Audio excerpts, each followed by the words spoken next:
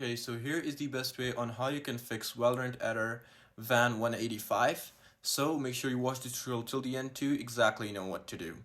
So first up, what you need to do is just simply go to Valorant's official folder. How you can do that is just simply go to your Windows, and over here you just gotta go to where you've installed it on your disk, and then program files, and over here you gotta find Riot Games. So you just gotta press on R and find Riot Games. So yeah, you just gotta go to Riot Games folder like that, and you'll see the option of Valorant. Just go ahead and press on Valorant, and then Valorant game, and then binaries, and then Win64. And over here you gotta find its client. So it will say Valorant client Win64 shipping. Just gotta press on properties, like opening it up by pressing on right click and properties and then compatibility.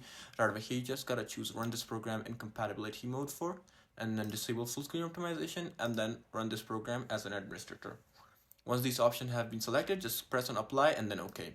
Now once this is done, what you can do is just simply press on Windows plus R on your keyboard, and then you'll see this. Just gotta type in CMD and press OK, and CMD will open up.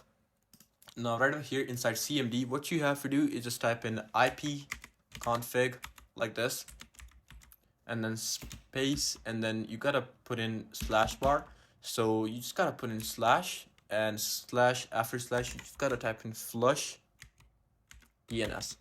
So my flash if slash key isn't working, but you just gotta put in a slash before flush DNS, and then you just gotta press enter. Once you press enter, you just gotta type in this after that.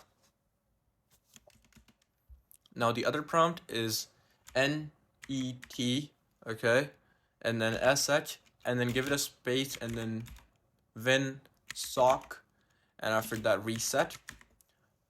So you just gotta do this and press enter again.